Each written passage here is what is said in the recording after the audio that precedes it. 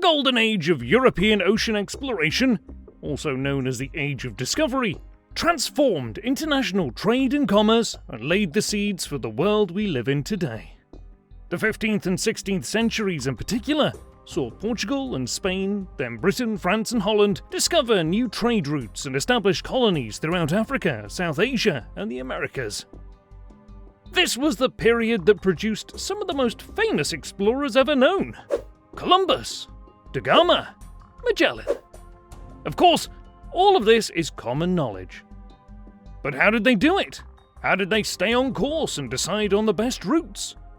They were literally sailing into uncharted waters across vast expanses of water in often unpredictable and treacherous conditions. The Age of Discovery saw the emergence of revolutionary navigation tools and techniques that would enable fleets to take on voyages previously thought to be impossible. Let's start with the early days. Up until the 13th century, the European explorers were reliant on celestial navigation. This is the practice of measuring the distance between the horizon and certain stars, such as the Sun, the Moon, and quite often, the North Star. An early way to clarify a ship's direction was simply watching the movement of the Sun across the sky. Sailors used the position of the Sun as it moved from east to west to guide their route. At noon, they determined north and south by the shadows the Sun cast. Sailors would then calculate this distance, which gave them their latitude and kept them on track. At night, explorers would use the North Star as a guide. They could quickly determine their latitude by measuring the angle between the star and the horizon. In the early 1500s, Portuguese and Spanish navigators initially measured these distances with a cross staff, and then a quadrant. The sailor would hold the long part of the cross staff under their eye, looking at the Sun above it and the horizon below it. They would then move the shorter part of the cross staff until the Sun and horizon were lined up. Then they read the angle from the scale on the staff and converted it to latitude. However, the cross staff required the navigator to look directly into the Sun, which was often impossible. But it could be used when the ship was moving. It was easy to use and fairly inexpensive. The quadrant was another simple tool used to measure latitudes. It was a quarter circle wedged in wood or metal with a scale of 0 to 90 degrees marked along its outside edge. A weighted rope hung down from the tip of the quadrant. The navigator looked at the Sun or star through a small hole in the middle of the quadrant, then checked the degree marked by the weighted rope. A more effective device could be used in any kinds of weather at any time of day. It was called an astrolabe. An astrolabe was a bronzed round disc with 4 holes. Sailors held it up to the Sun or stars and measured their height above the horizon. This gave them their latitude as they moved east or west across the oceans. Columbus, Magellan, and many others used celestial navigation and astrolabes throughout their voyages. Astrolabes were widely used throughout the Arab world and were introduced to Europe via Islamic Spain in the early 1100s. The Portuguese in particular were quick to utilize the astrolabe and a set of astronomical tables called the ephemeris. The ephemeris worked like calendars, telling when certain stars could be seen at certain times.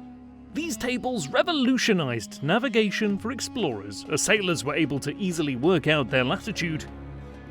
When explorers knew when a certain celestial body was visible, or what its position was at a particular time, they could work backwards to determine their location. Kind of like a nautical almanac. Early uses of ephemeris were first recorded in India, and were first introduced to Europe from Central Asia and Arabian countries. However, relying on the Sun and stars for navigation had its limits. Stormy weather made visibility poor, and sailors needed a more reliable method for determining their latitude. Enter the compass. Magnetic compasses were first used in China during the 12th century, and were soon seen in Europe by the 13th century. They were initially used as a safeguard for bad weather, and when sailors realized the massive benefits they provided, they were used on every voyage. Compasses were crude and simple in design, but highly effective. They were made with a magnetic pointer indicating the direction of the Earth's magnetic north. It became apparent that magnetic north and true or geographical north were slightly different, so seafarers learned to adjust. As a result of more accurate and reliable equipment, sailors were able to map out their voyages more clearly. Trade routes from Europe to the Indian Ocean and down the west coast of Africa were mapped by cartographers. When Columbus made his voyage to the Americas, he was accompanied by Spaniard Juan de la Cosa. De la Cosa was an accomplished cartographer, and he compiled some of the earliest maps of Europe, Africa, and Eurasia. In the early 16th century, he created a world map which is the oldest known European map to show the continents of North and South America, Europe, Africa, and Asia. Portugal and Spain in particular were frontrunners in this age of exploration. In the 14th and 15th centuries, Portugal's Prince Henry the Navigator was instrumental in initiating voyages across the Atlantic and down the west coast of Africa.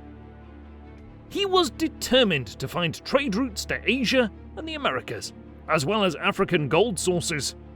Under his direction, Portugal opted to use smaller, faster fishing boats, known as caravel, which were easier to maneuver in big seas.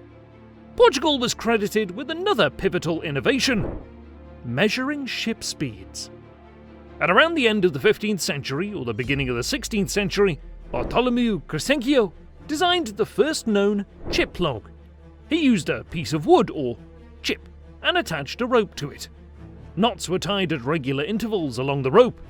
The chip was then thrown into the water, and as the ship sailed, the number of knots that rolled out on the rope were counted using an hourglass.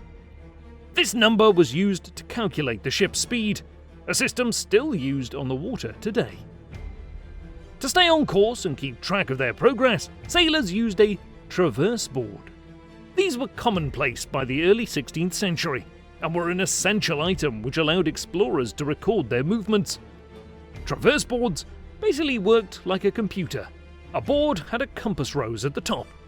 8 peg holes extended out from each of the 32 compass points. One peg hole represented 30 minutes, which was measured by an hourglass. Someone would track the ship's direction over the course of 2 hours, or 8 consecutive peg holes. At the bottom of the board were other holes in which to record ship speed every 30 minutes, which they could do with a chip log for knots. After 2 hours, the watch would change. The direction and speed were recorded in a logbook, the pegs were reset, and the next watch would start. Traverse boards were an essential tool on ships used by everyone from Columbus to Henry the Navigator and Vasco da Gama. The European exploration age provided crucial innovations that allowed ships to travel further with greater speed and safety. Many of these tools and techniques are vital to sea navigation today, such as the compass and knot speed. It was a fantastic age of innovation that truly opened up the world.